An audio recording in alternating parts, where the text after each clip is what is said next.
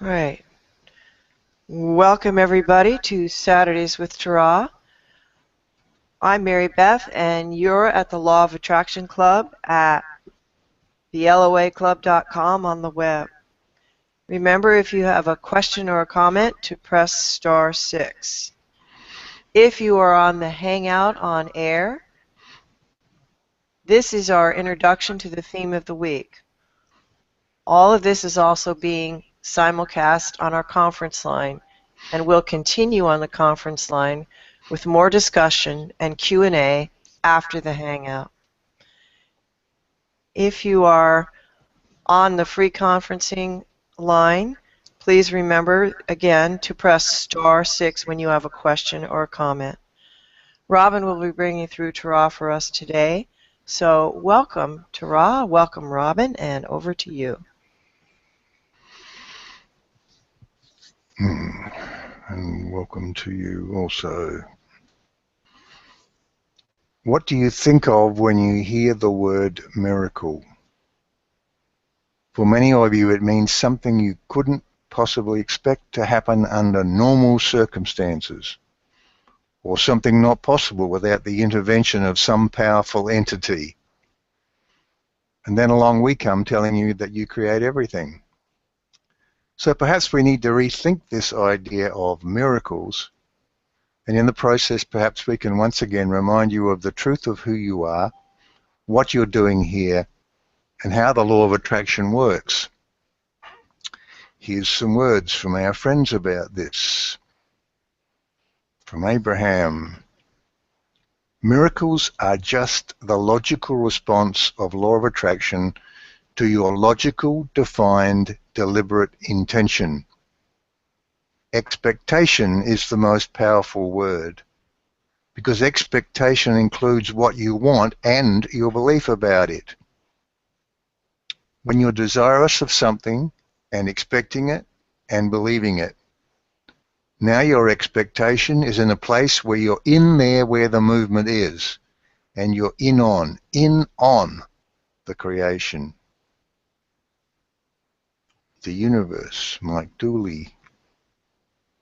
In spite of the euphoria you feel upon entering paradise, cloaked in miracles, surrounded by angels, love, and unimaginable beauty, it gradually becomes all you know, commonplace, ordinary, and then, shockingly, invisible. We're talking about life on Earth. From Bashar. Miracles are not the exception to the rule. They are the natural, true order of the things. Bentinho. All things that show up in your life are derived from your state of being.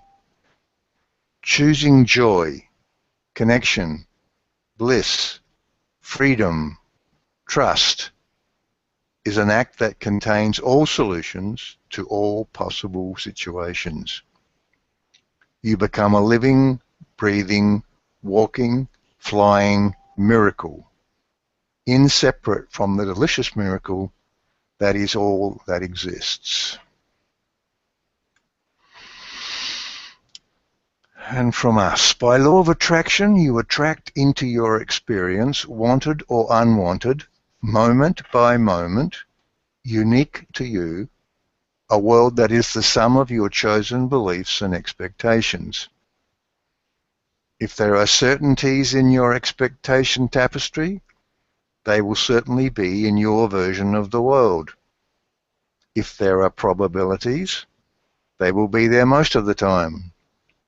If there are possibilities, they will appear some of the time. If there are improbabilities, they will appear occasionally. If you know that some things are impossible, they will never exist for you. What you have decided about each and every thing has set the boundaries within which your experience plays out. So where in all of that tapestry of yours do miracles fit? Well, it cannot be the impossible bucket because you have declared to the universe that this particular circumstance can never occur, and your word is law. Therefore, these miracles of yours must be in the improbable bucket, or you might even say the highly improbable bucket.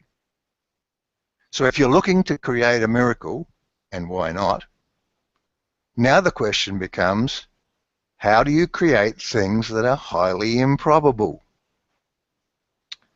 Let's look first at what you're creating already and how you're creating it, and see if we can uncover for you a clear path to creating anything you want, miracle or otherwise. Notice in that law of attraction definition the words moment by moment. Now look around you. Listen around you. Feel around you. This is the moment by moment world you are creating.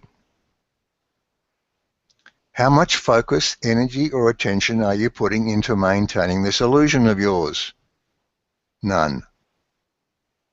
When you woke up this morning, there it was, instantly. It was there because you had no doubts. You knew that the world you went to sleep in was the one you would wake up in. This was one of your certainties. So now the interesting questions are, when and how and why did you decide to believe that this was a certainty?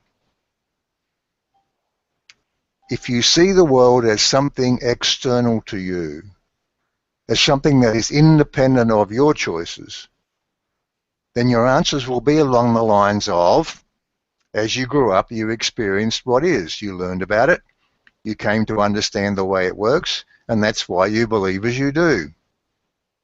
You might be thinking to yourself, this is not rocket science. Every rational and reasonable person knows this. It's self-evident.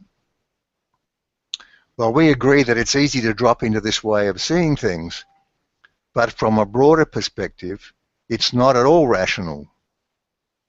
If you know you're living in one shared world, then you cannot fully know who you are, and you will never understand the law of attraction. Our answers would be, in one version of events, the one you think of as your past, because of choices you made, you were born, and you began to experience a version of space-time virtual reality. You had experiences. You made more belief choices, and so the cycle continued.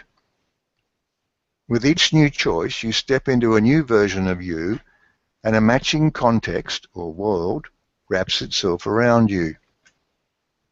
In other words, your what is was created by those choices of yours. And of course, it always matches those choices, so it supports the belief that those were right choices. In other versions of you, you made different choices, and they likewise were right choices. Flat Earth or round Earth, it's always your Earth. And on each version of it, the rational majority will always believe as you do. Your what is reinforces your choices. And so it's easy to slip into the idea that it's not really a choice at all. That it's just what is, and you have to deal with it as it is. But it isn't, and you don't. You're creating it all. Here's an exercise you can do. Put something in place that you will notice when you wake up tomorrow morning. A piece of paper on the floor or a string around your finger, whatever works for you. Then at that moment, just observe the world around you.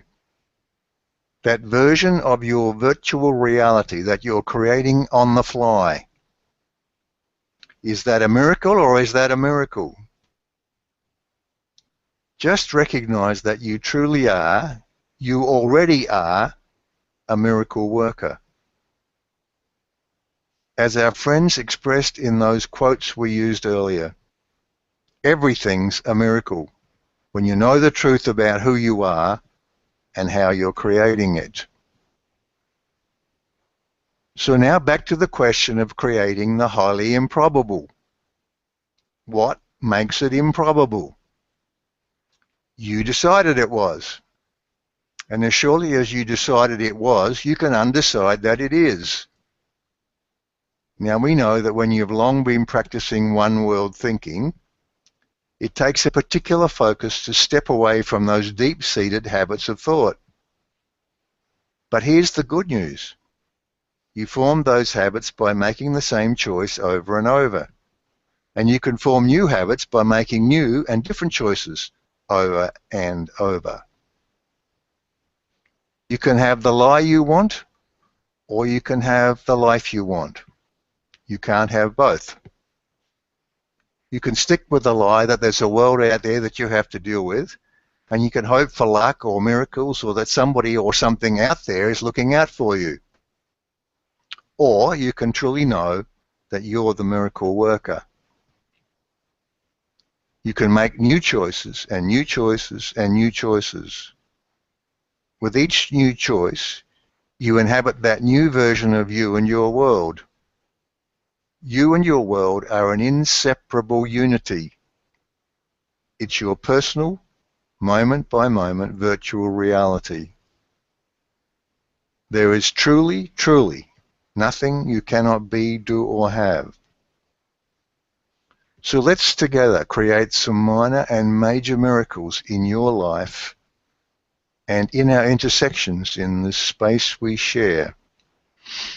That's why you're here, and that's why we're here. Let's dance.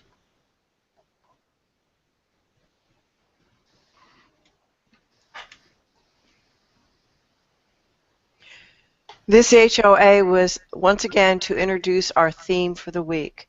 Our longer discussion continues right now on our conference line. Please join us at the number on your screen if you wish to ask a question or just listen. Thank you.